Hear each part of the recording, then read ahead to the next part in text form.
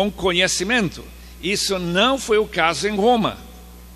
E eu não sei onde eles conseguiram o conhecimento que Paulo refere nesse texto, mas ele admite, reconhece, conhecendo Áquila e Priscila, que vieram naquela expulsão dos crentes de Roma, ele reconhece que eles tinham muito conhecimento do Evangelho, eram bem instruídos.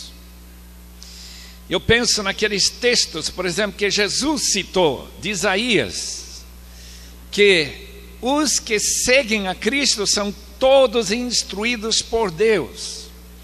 E novamente, Paulo falando para os Tessalonicenses, capítulo 4, que eles não precisavam de uma instrução muito especial, porque eles são instruídos por Deus para poder amar.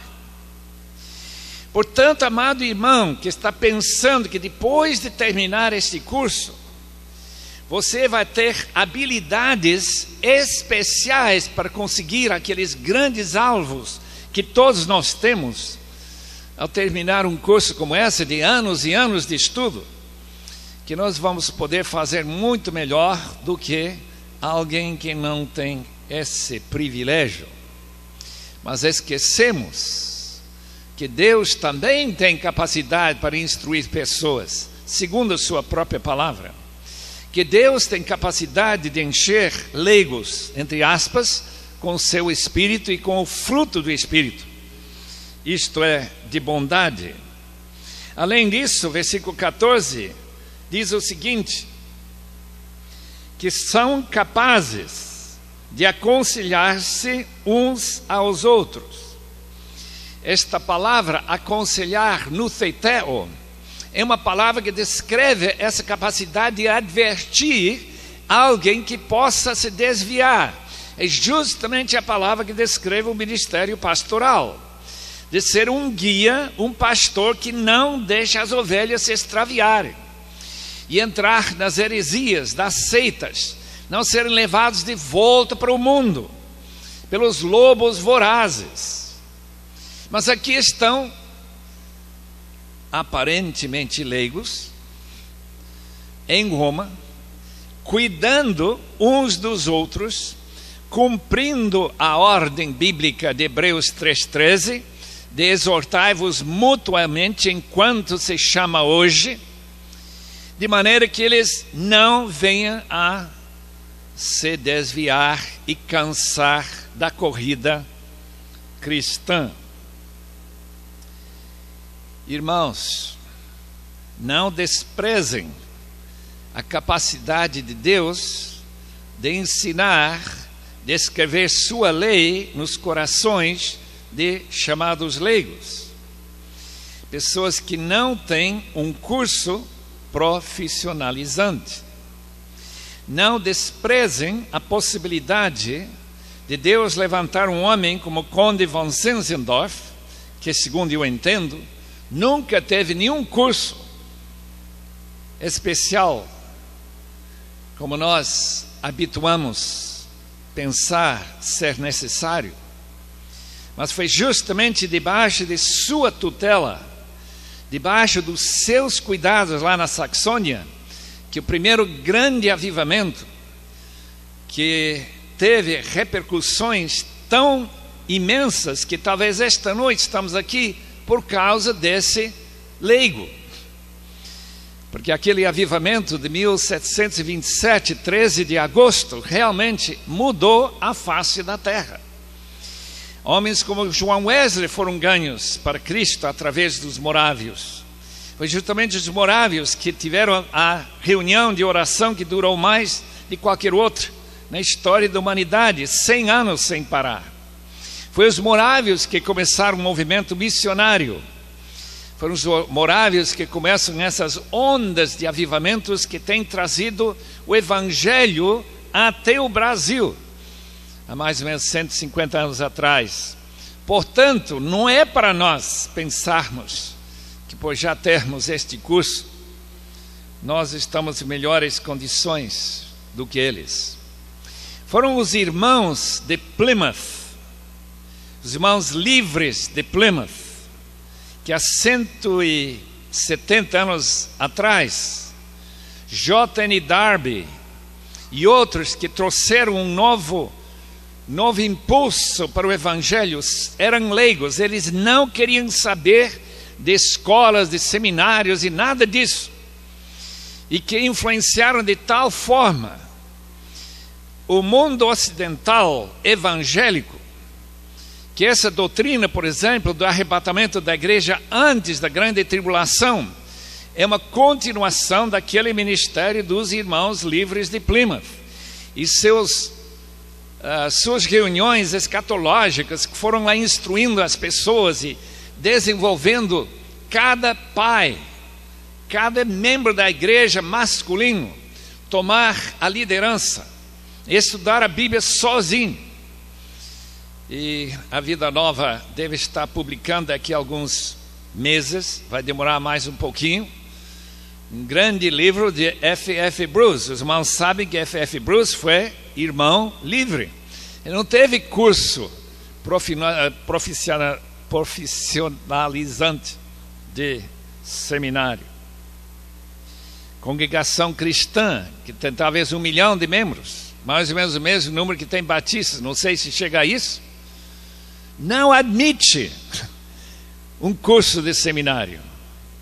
As pessoas têm que pregar lá sem ter curso. E o interessante é ouvir Roberto Lai, dos irmãos menonitas lá de Curitiba, naquela igreja que já se expandiu muito na base de grupos em células, em casas, que se reúnem em casas, como as igrejas da China, e que usam líderes que não têm um curso de seminário. São pastores leigos, no sentido que eles cuidam das almas das pessoas, ensinam a palavra, oram uns pelos outros, exortam, mais ou menos como aqueles irmãos de Roma. Agora, antes dos irmãos cancelarem sua matrícula, irem embora, deixe-me falar do outro lado.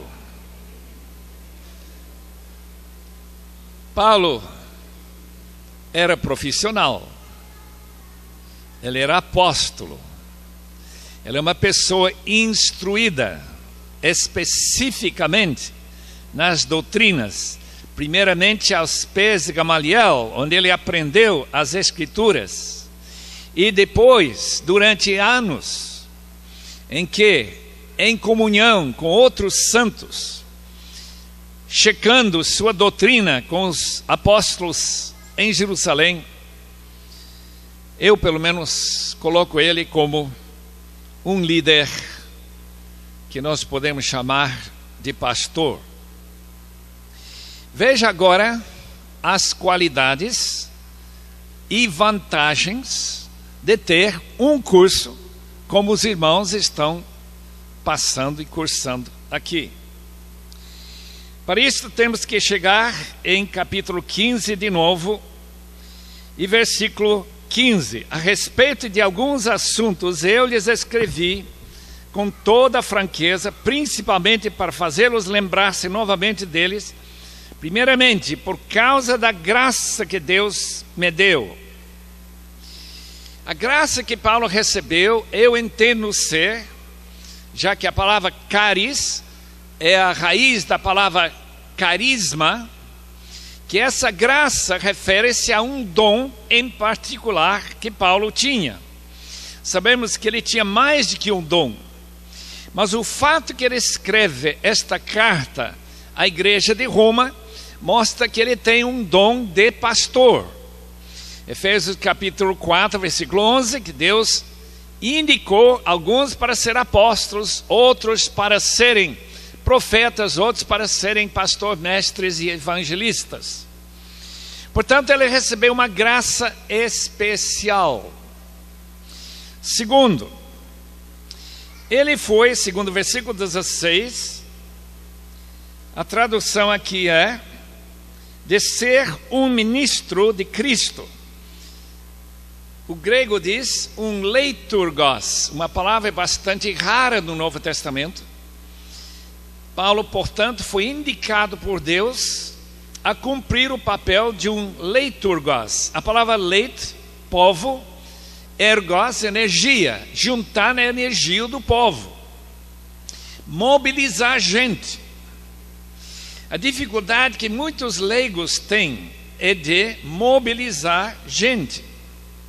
O pastor, por estar encabeçando um grupo de pessoas que reúnem em volta dele, tem capacidade de fazer muito mais através da sua liturgia, no sentido original da palavra servo, leiturgos.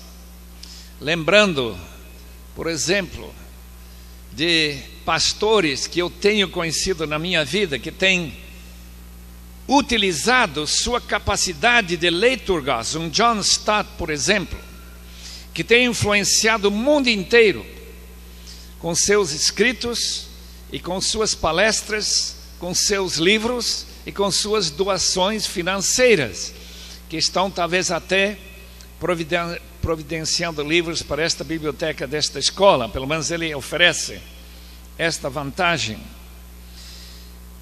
Atos 13, versículo 1, diz que, usando a forma verbal, que aqueles 5 líderes da igreja de Antioquia estavam servindo ao Senhor como leiturgoi.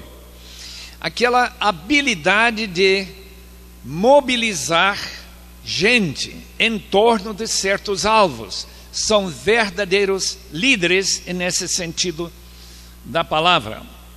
Número 3, serviço sacerdotal. Novamente, versículo 15. Por causa da graça que Deus me deu de ser um ministro, versículo 16, de Cristo Jesus para gentios, com dever sacerdotal, serviço sacerdotal, usando a palavra sacerdote.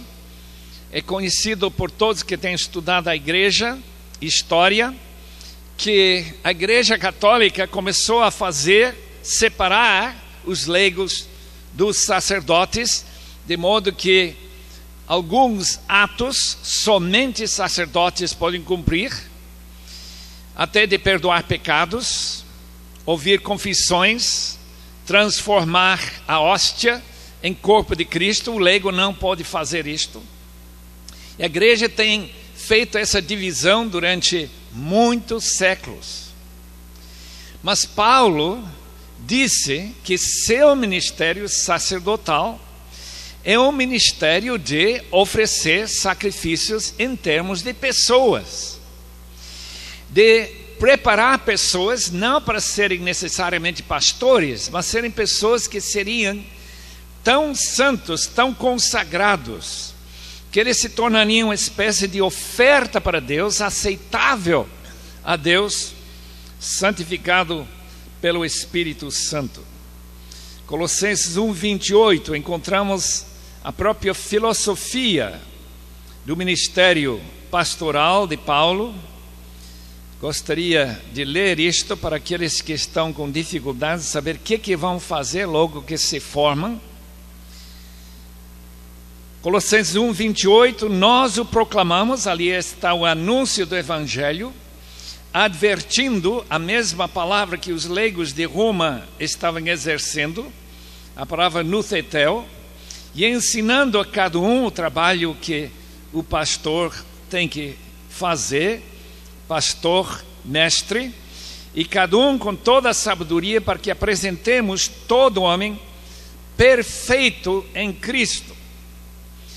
Aquele pastor que me falou lá no interior de Goiás, que ele só tinha o alvo de ter uma igreja do povão, não estava muito interessado na santificação da igreja, estava um pouco longe do ideal que o apóstolo Paulo tem.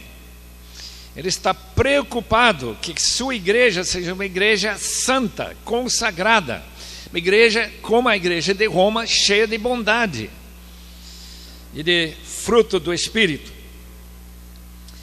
O apóstolo Paulo faz ainda mais, em capítulo 15, quando ele diz que ele não tem mais nenhum serviço a cumprir no leste da bacia mediterrânea. Por que ele não tem mais ministério? Tem muita gente que não sabe quase nada do Evangelho.